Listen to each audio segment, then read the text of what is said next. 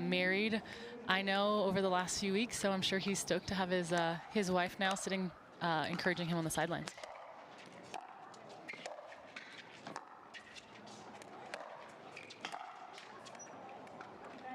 And wasting no time getting right to the kitchen. Yeah, and I think for Gabriel Joseph, it's going to be key for him early on here to put some pressure on Ben and really move forward and not let Ben dictate, especially with the cat and mouse.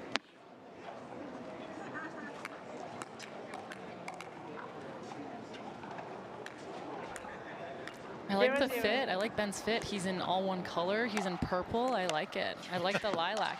Usually you see Ben Johns out here in 5 different colors, but I'm happy to see he's all monochrome is what they call it. One color fit. And Ben is on the board.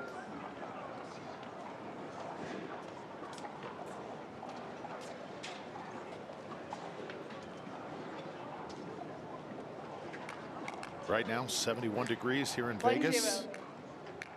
Again, light wind, most that we have had throughout this tournament thus far.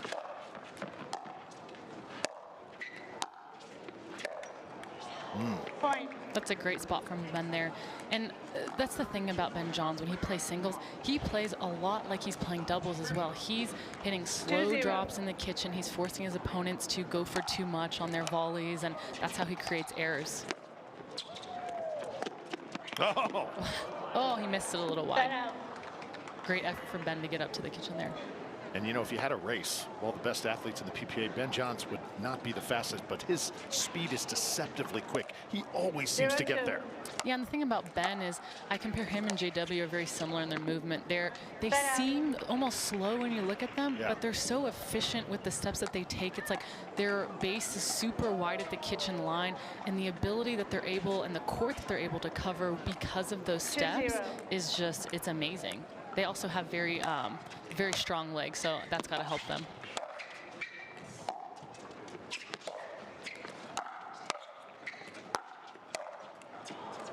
Point.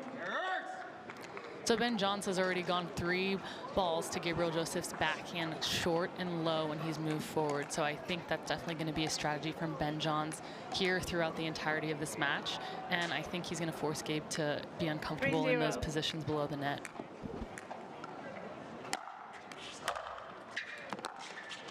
There you see it again. Point.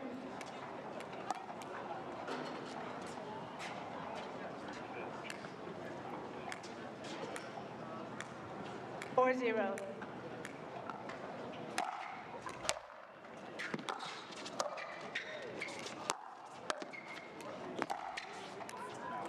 Just wide. And sometimes guys, when they're playing against Ben Johns, they feel like it's like a slow death for them almost, because they know how good he is and how he can rip his ground strokes. But then when he tries to pass you and he's going for those slow dippers in the kitchen, there's almost nothing you can do, especially some of the best guys with the most reach. Ben is hitting such precision on his drops. They can't get the ball above the net, and then Ben will be closing in, moving forward, and there's absolutely nothing they can do. Point. Another point for Ben Johns. Told you about a great interview, documentary for Jack Sock, produced by Selkirk. Similar for Ben Johns, produced by The Kitchen. Jared Paul, Roscoe Bellamy, those guys doing great work. Oh, yeah. Roscoe and Jared have been doing such an amazing job with their podcast throughout. I think they just finished season 1. They just started season 2. But some of the interviews they've been able to do have been amazing. I mean, they're really touching into the players and I had the pleasure of being on the podcast as well, they're trying to tell the stories more and the insight behind the court. And I think sometimes with some interviews, they're always asking us questions about, you know, on the court, who we're playing against, just our season. But when you can go behind the lines and really dive into the players' personalities and kind of who they are, and we can connect more with, you know, fans and different people, that's how the sport is going to grow. So Roscoe and Jared have done an incredible job with their entire podcast, and I know they're going to continue to get better and better with it. 5-0 here for Ben Johns. And right now he has got Gabe Joseph guessing 6-0, our first time at this place in, and it's one of the players' favorites to this day. Point. And see, that's just what you can't do against Ben Johns here. You're down 6-0. Ben hits a good serve. You just want to absorb the pace of the ball, put it back cross court, make Ben play the next ball. You don't want to be missing returns here, especially with this score line.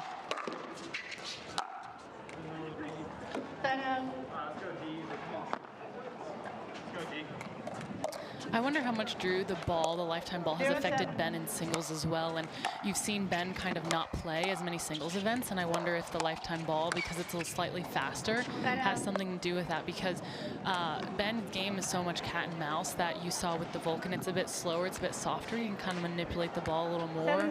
With the lifetime, he can't. So maybe that's been a reason why he's decided to step back from the singles court. Also have to think maybe the wear and tear, Paris. This guy has played more pickleball than anybody probably over the last decade, as deep as he goes into tournaments on a routine basis, and just have to wonder sometimes, getting into his late 20s here, lots of mileage on those legs. See, that's also a great point you make there, Drew. I mean, he's week in and week out, but he's not only just playing these events, he's going very deep. He's the finals every single week in doubles and mixed. So, I mean, for him to finish on Sunday and do 3 out of 5 and then hop on a plane and then start again next Tuesday is, it's a lot on the body. So I think it's smart either way if he is deciding to take some events off in singles. And honestly, it makes a difference just mentally. See if Gabe can get on the board here. And still that first point, toughest to get against Ben Johns. I think Gabe here, he hasn't found his passing shots. He's going for a little too much. I'd like to see him take some pace off when Ben is approaching into the net and try and put some balls in the kitchen just to get a rhythm. That was a little deep there on the sideline.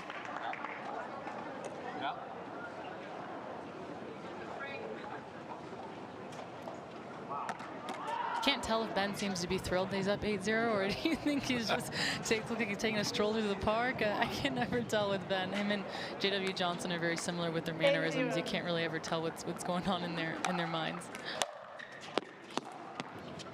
That one deep as well. So 9-0 now. And Gabe Joseph on the verge of being pickled here, unless he can find a solution.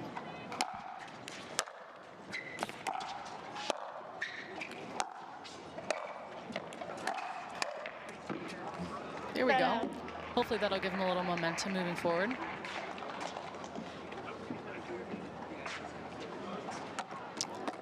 Gabe Joseph has got to stay aggressive here, even though he's down 0-9 here with the scoreline. It's a tough comeback for him, but as long as he can start to maybe get a few points going into game 2, it'll give him some confidence to maybe take it to a game 3. And that one's just wide as well.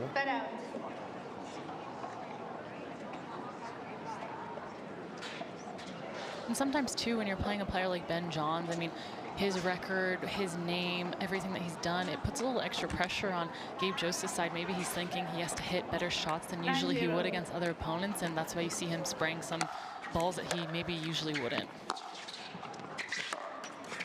Oh, off the net cord. He needs that right now. He needs any luck he can get on his side of the net, that's for sure. 0-9.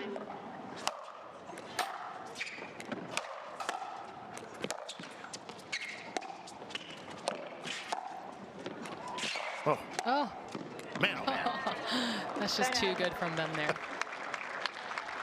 That's why I love watching men's singles, is you get points like that. And women's singles, you don't always get the cat and mouse, the back and forth. And men's singles is just so athletic, and these guys are just so fit out here. 9-0.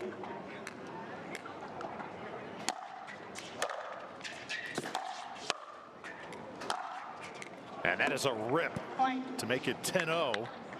And now game point for Ben. Ben is just playing perfect right now. He's playing vintage. There's nothing Gabe at this point can really do. I mean, when Ben's hitting his passing like that.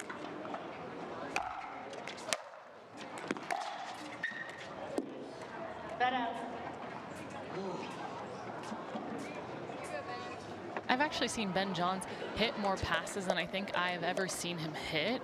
And when we watched him play in his first round on Grandstand the other day, he actually stayed back on some of his points, and I've never seen that from Ben. So I have to question the lifetime ball. Oh, Gabe's getting the crowd into it here. Got his first point. Everyone's stoked for him. Ben having a good laugh as well. And here he comes.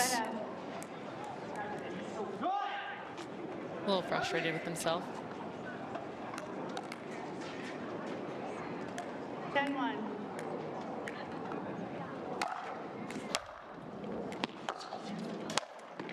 Oh, he almost had that. You don't really get to see smiles out of Ben on the singles court very often, so I guess at 10-1 everyone can smile, right, when they're ahead. Well, there was a moment, period of time. We'll take a look at this one more time. On the run, reads it perfectly, just can't execute it. Never count Ben out, though, that's for sure. 110. That looked like it could have been out.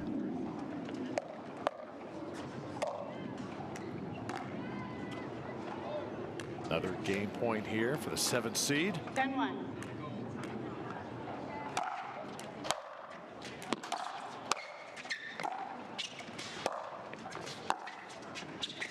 Oh. Oh,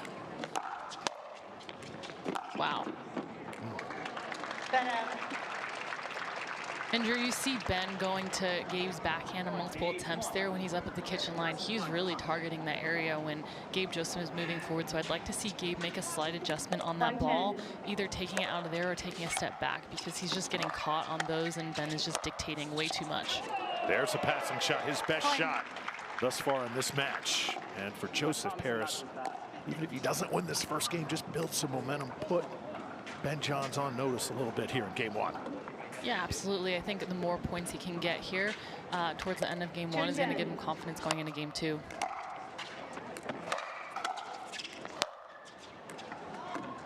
Point. He's just spraying his passes. I don't know if the altitude has something to do with that. I don't know if just the pressure of Ben, maybe it's all of the above.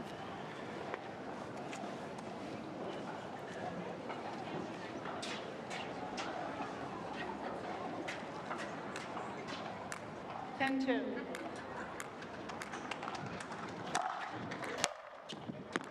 That's going to be wide. Point game. And finally, Ben Johns will take game number 1 in impressive fashion, 11-2. Looking back at 2025, just 2 gold medals in men's singles for Ben Johns. Will that change this classification? Yep. That just shows you, Drew, how deep the men's field is getting. And even these guys that are coming in that are just newly signed or that aren't signed that are playing, they can take out a guy early on. There's no easy rounds here. I mean, from the round of 64, these guys have to be ready to play, because you're not going to see matches like you used to of like a 1-1 or a 2-2 early on. It's like these guys are going to 3 games from the first round, and they have to be ready to play and come out here or they get upset. I mean, it's gone in ebbs and flows. Fed started out the year hot. Then you got Ben, Christian Alshon, a bit of a run there. Cape Coral in Texas. Then you had Gabe in North Carolina. Gabe Tardio, that is that his return. Oh, that's right. Tardio did win a singles.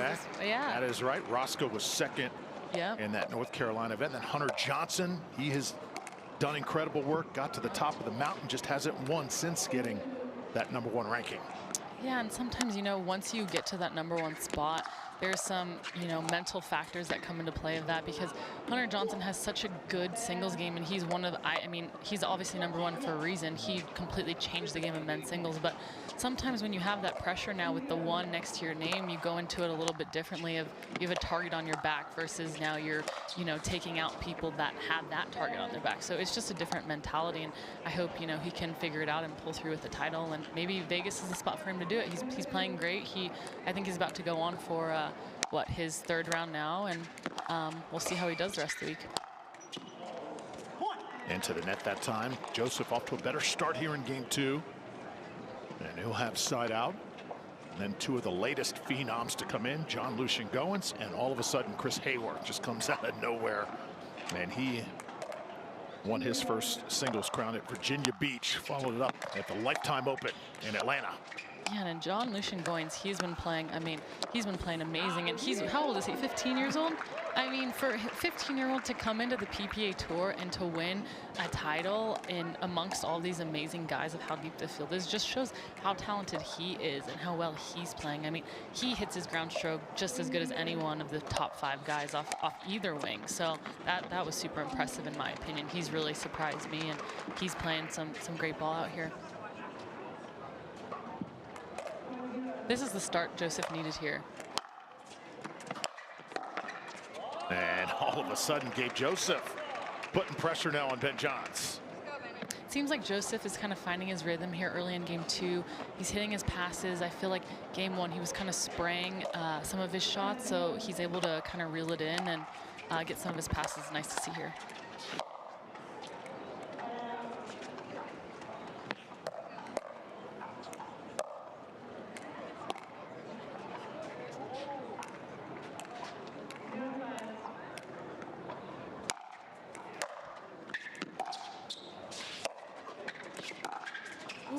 That looked a little long there. And Ben a little off balance that time. Hits it into the net. But now Gabe is starting to hit his spots, and in game 1 he wasn't doing that as much. And I think also the wind has something to do with it because it just kind of picked up later in game 1. So I don't know what side is blowing, but in singles the wind affects it so much. I mean, just whichever side you're on, if you're with the wind, the depth you're able to get versus if you're against. Sometimes when you're against, it's so hard to pass, and the person with the wind is able to really dictate, especially on a singles court.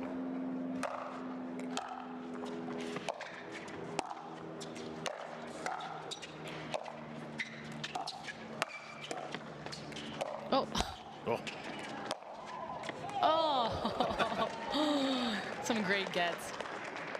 And Annalie also did mention in her post-match interview that she started on the bad side, right? So I believe she started on the side, she started on the far side, yes. Right? So I think she was referring to the side that Ben is on now. So Gabe then would have started on the bad side.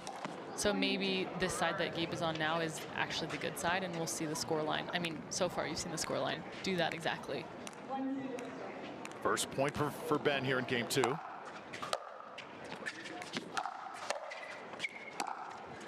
And another. That's too good. That's too good from Ben.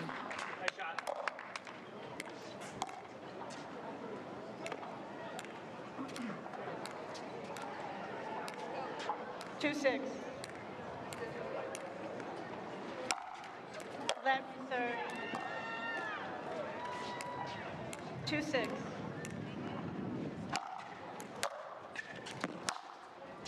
And now that wind definitely picking up here. Yeah, it's definitely playing a factor here. Drew, do we know who won the toss and who was able to choose what side? Do we have that information? I believe it was Ben.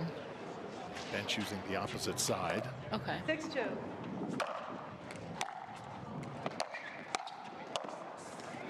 And there's Gabe finding all the right combinations. You can see sometimes usually players will decide to start on the bad side because if they go to a game 3, they'll finish on the good side. That's kind of the rule of thumb that I like to go by as well. So I'm surprised 7-2. if Ben did get the option if he started on the good side.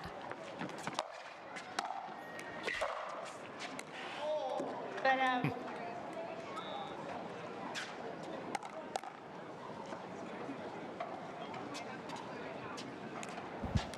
2-7.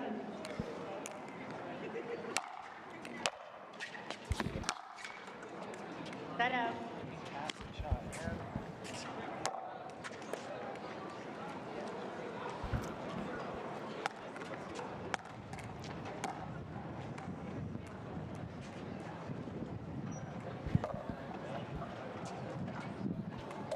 Seven two.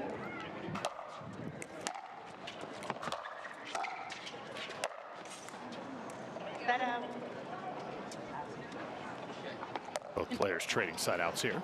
Gabe Joseph is one of those players too. His forehand and backhand are both so good. I don't really feel like he has a better side. And even you saw him there, Ben hit the ball in the middle. He actually chose to hit a backhand, which in men's singles you don't really see as much. You see them kind of taking a forehand from the middle.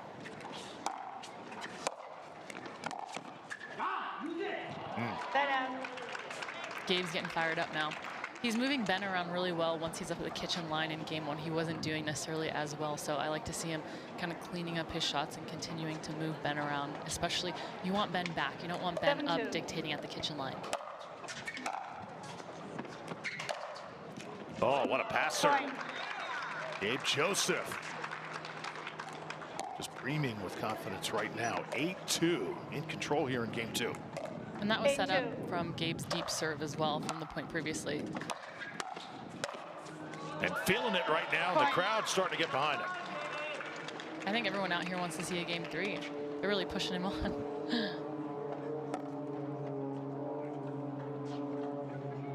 I'm surprised we haven't seen a timeout from Ben here. I mean, especially with Gabe has gone on such a run this game, and I would like to see Ben take a timeout and kind of break some of Gabe's momentum here. 9-2.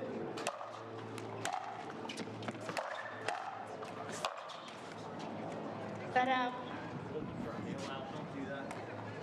Gabe Joseph, Cal State Northridge product. 2-9. Director of pickleball also at the Calabasas Pickleball Club. Double. And a double bounce that time. So very much dictating flow here in game two, and 2 points away from forcing a third. Yep. And Drew, I actually got the pleasure to play with Gabe Joseph. I started playing in Orange County, California. That's where I started my pickleball career, and we had a few practice sessions early on when I first started, and he was, I mean, he had already been playing well and has had some really good singles results, so I was lucky enough that he decided to let me practice with him a few times, but the pace and depth he gets on some of his ground strokes are absolutely incredible. He really can just dictate off both sides. And there's Joseph once again in the perfect spot. But see, that's Joseph dictating. He's moving forward, he's hitting the ball with depth, so he's forcing Ben to stay back. Ben can't move forward and play from the kitchen line, and then Gabe Joseph is able to come forward and dictate and put the ball away when he's up at net. 9-2.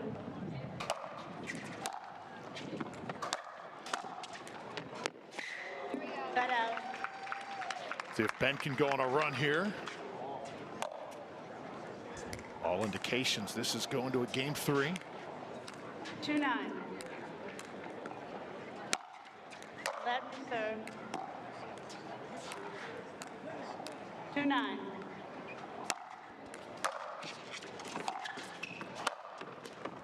That's just too good there. But that was set up from Gabe's return. He hit such depth on that return, and then he's able to push Ben way off the court. So then Ben is trying to pass an uncomfortable situation, and then Gabe takes advantage of the next one. The wind is really picked up here.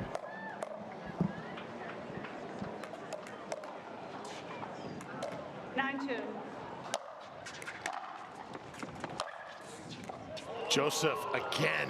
He's done it time and again here in game two. So that's the interesting thing about Ben's selection of side is he's actually now going to have to finish back on the side he's on now. So that is technically the bad side, right? So Gabe, if the wind stays, is going to finish on the good side. And then, I mean, that could be the difference in the match right there. Side out back to Ben. Referee timeout. We have a challenge to the out call. Result of the rally. Game two. After review, the out call stands. The ball was out. Loss of challenge. No free challenge remaining. One free challenge remaining. We'll resume play at 2:10.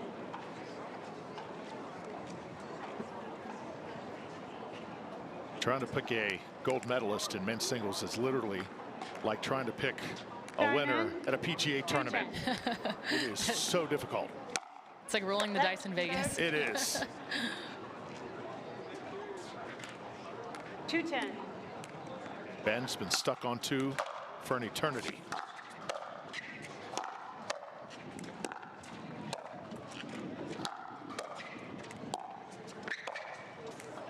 There's Gabe again pulling the string. But Gabe has really made such a great adjustment. I haven't seen Ben in game two go as many slow backhand rolls to Gabe's forehand when Gabe comes up to the net. And there Gabe made the adjustment when Ben did that, and he went right behind him. Set out.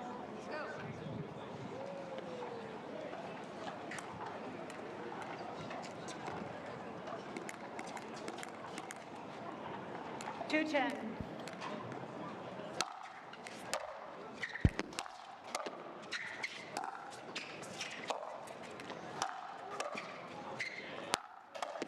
He is there for everything, Paris. Yeah, he's also moving so much better here in game 2 than he was in game 1, and he's just covering the kitchen so much better, and whenever Ben is leaving the ball slightly high, he's just taking advantage of it.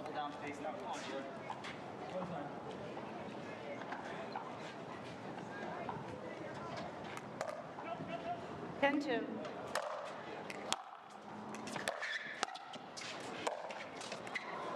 Set out.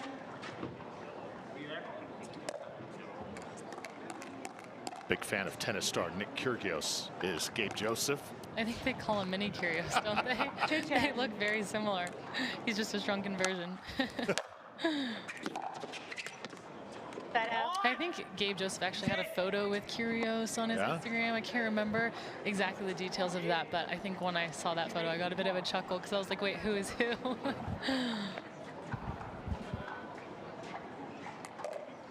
Another chance to take the game. And there it is. Point game. Timeout changes. So everything goes the way of Gabe Joseph.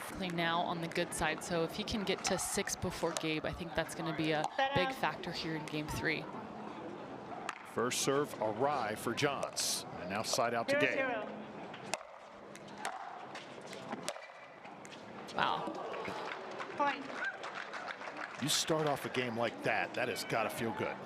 That's a great confidence boost for Gabe Joseph here, is starting off, especially hitting his passes early against Ben. Ben covers the court so well at the kitchen line, so the fact that he's able to get the ball behind him, especially on Ben's forehand wing, is means Gabe Joseph is really feeling it. Oh. Set out. And that's just how good Ben Johns covers the kitchen line there. I mean, he's just everywhere at once, sometimes it feels like.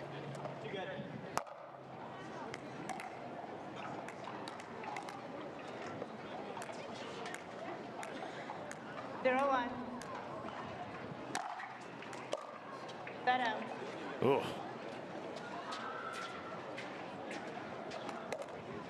1-0. Oh. I think that was off the post, so the rule on that is if it hits any part of the post, the ball is dead. He's still, at least Ben hit that ball. That was smart of Ben to just put it away just so there's no question of who is to win that point. Yeah. Leave no doubt. 0-1.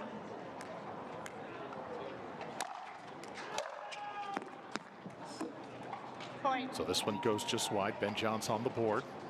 That's just something Gabriel Joseph can't do here early, is miss returns. He has to make Ben play.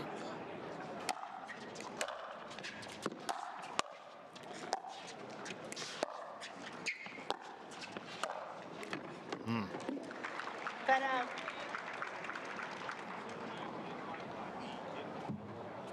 So remember, Ben Johns comes into this having not played singles in quite some time. Of course, this guy can adjust to anything, but the field getting so deep, so competitive. Yeah, and Ben can come out to any singles tournament and just come through with the gold. That's for sure. I think we all know that just based off of how well his ball control is in singles and in doubles. But also, I think it's really up to Ben mentally if he chooses, if he wants to come out and actually give his best and pull through and win a tournament. I think we've seen him lose early on in rounds just because he doesn't look like mentally he necessarily really is all there or giving his 100% effort. Oh, that one stings. And you heard the roar coming from Gabe Joseph.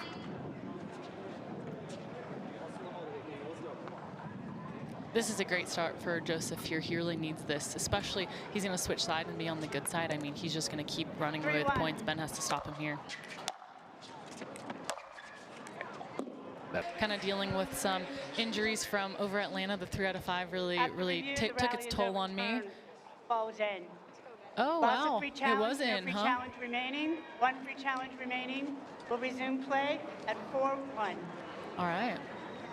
That was a close one. I mean, like I said, I think either way, Ben or Gabe challenging that was great. So it was a good timeout for Ben regardless. Time in. 4-1.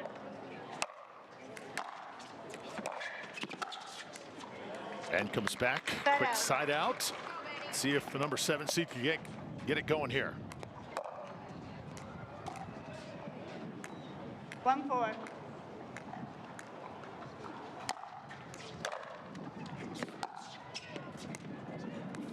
So you look at this, Gabe has been on a 15-3 run over the last 2 games. Yeah, and the scoreline here, I mean, Ben Johns winning the first game 11-2, Gabriel just winning the second game 11-2. You don't usually see that scoreline, especially in men's singles. Usually in a third game, the scores are a bit closer. So I think side is playing a big factor in this.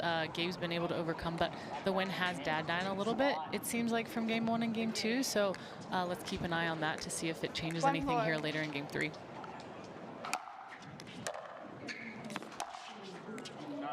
Oh. Go, use it, Gabe. Come on. So close. And I think the difference here in game 2 and 3 for Ben has been when Ben has been back early in game 1, he was dropping the ball to Joseph's backhand, and now he's just going for outright passes, it seems. But Joseph has also done a really good job adjusting when Ben is hitting those slower balls into his backhand. That ball wide as well.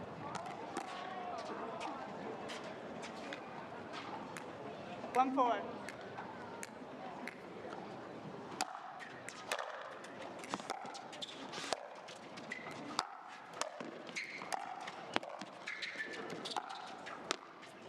Oh, little frame miss hit there on the backhand volley. Joseph will take it. I think initially in that, early on in that point, Joseph also hit an out ball. One of Ben's passing shots looked like it seemed to be going slightly out, so I'm sure Gabe is glad he pulled away with that point. 4-1.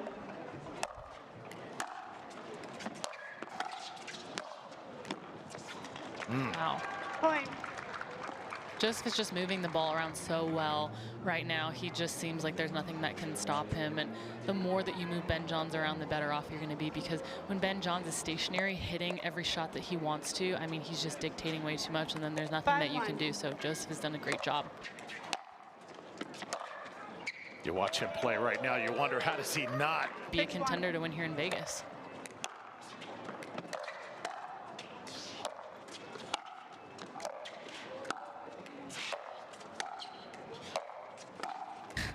Oh, man, oh man. That almost looked like a practice point. We've got the end change here, and let's see if this works out in Ben's favor. I think Gabe now is on the good side, so this is going to be tough for Ben to see what he can do here if he is against the wind.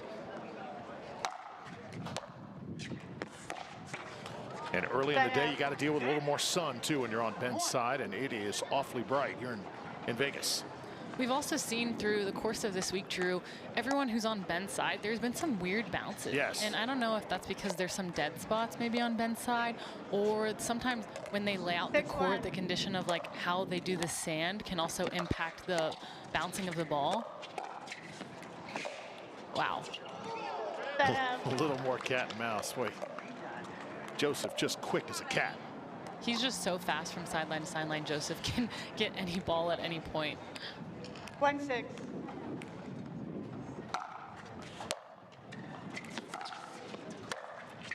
Oh, did he miss that? Oh, really? That looked a little bit long. I mean, I think Joseph is. Referee timeout. We have a challenge to the end ruling. The result of the rally puts us at side out. We'll have doubles for you.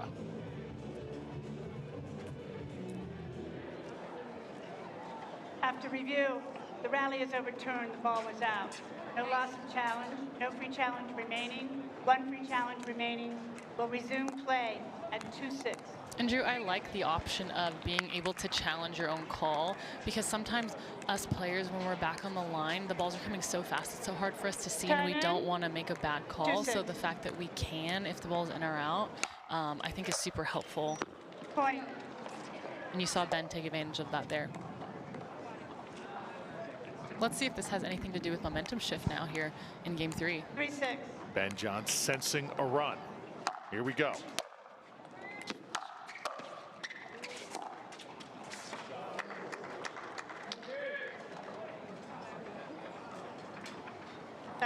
Ben starting to talk to himself just a little bit here.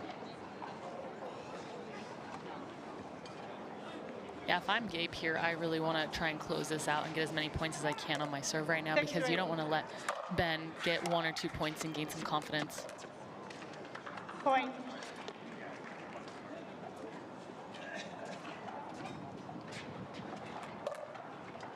Seven, 3.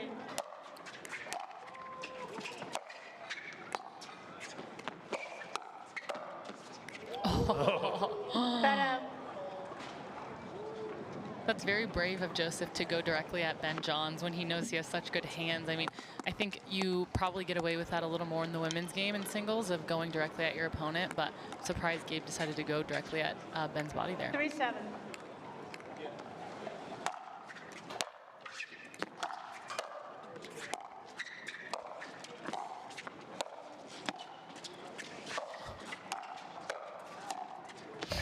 Look at that.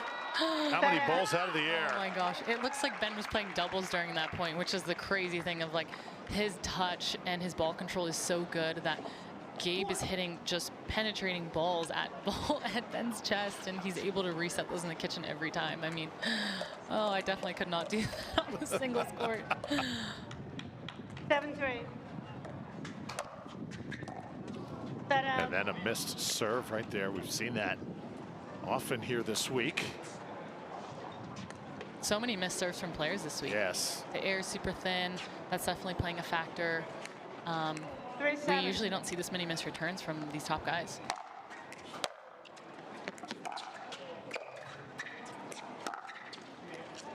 Perfect shot that time from Ben, inches him closer. And Ben Johns hit that so well. He turned his shoulders so much that Joseph didn't know where he was going to go with that pass. So Joseph actually started to cover line, and then Ben Johns saw him move and then went behind him after that. 4-7.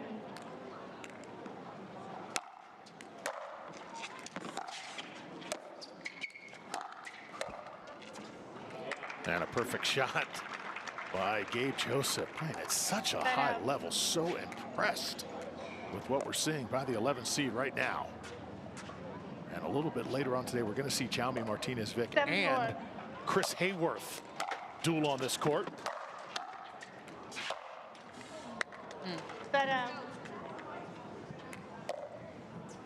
This is when it becomes crunch time for Joseph. Is the scoreline, he's ahead by a few, but I mean, it's 7-4. Ben could come back, but Joseph needs to make those passes, and he needs to be very selective of the shots that he's choosing to hit right now with this scoreline.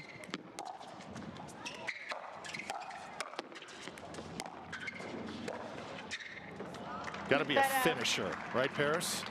Yeah, and when Joseph has been coming up to the net in Game 3, he's been doing a really good job of covering the kitchen line. And even though he's one of the shorter guys on tour, he's so fast. He can cover just as much court as any of the longer guys can cover. So just his athleticism alone is really pushing him through here. Oh, what a winner that time to make it 8-4. I like that Joseph decided to run around the backhand and hit the forehand. And sometimes in singles, when you run around one side, you're able to hold the ball a little bit longer, and your opponent doesn't know where you're going to go on that pass, and it just gives you a little bit more variety of the spots that you want to go for.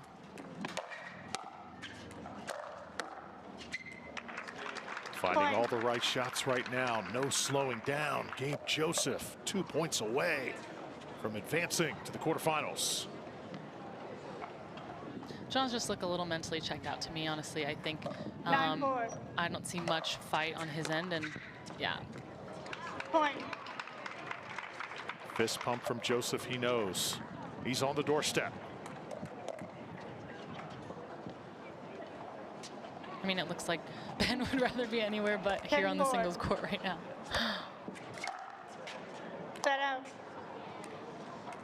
You can't, you're up 10-4, and you're giving Ben like a little sliver of hope. You just can't let him come back now. I mean, even if Ben doesn't seem like he's all there mentally, he still has the game to come back and beat anyone at any time.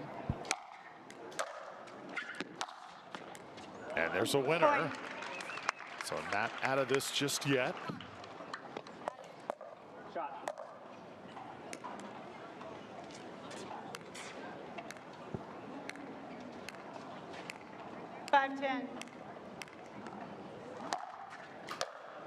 And another missed serve.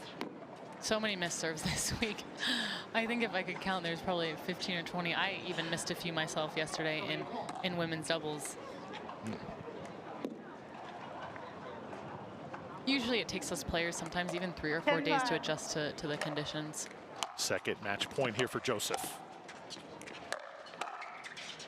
Gabe Joseph has done it. Point game match, 11-5. Does it in 3 games. Super clean from Gabe there in the third. He's stoked. Just saw a big victory here in men's singles for Gabe Joseph, the 11 seed, as he outlasts Ben Johns in 3, 2-11, 11-2, 11-5 here at the Rate Vegas Cup. Such great quickness on display, outstanding shot making as well. Great cat and mouse by Gabriel Joseph. He joins us right now in the winner's circle. All right, Gabe, anytime you're playing the greatest to ever do it, Ben Johns, you get a victory over him. That is one to savor, isn't it? Yeah, I mean, there's no doubt about it. I mean, Fed, Hunter, all these guys are amazing, but Ben is definitely the greatest of all time. I mean, can't imagine my career, how it would have been different if I didn't have to play him since 2020. I mean, so many semis and quarters, and going into this, I was 0-9, but I guess nobody beats me 10 in a row.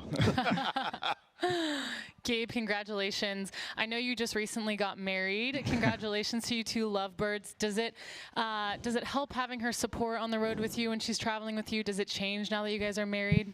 Oh, yeah. I mean, it means the world to me. I mean, it's been a little bit of a struggle not having a sponsor, so I've kind of had to travel most of the year myself. But anytime they're local and she can come with me, I mean, it means the world to have her, Morgan, Trigger Grip, Calabasas, all watching back home. So, but yeah, as a married man, record's good so far.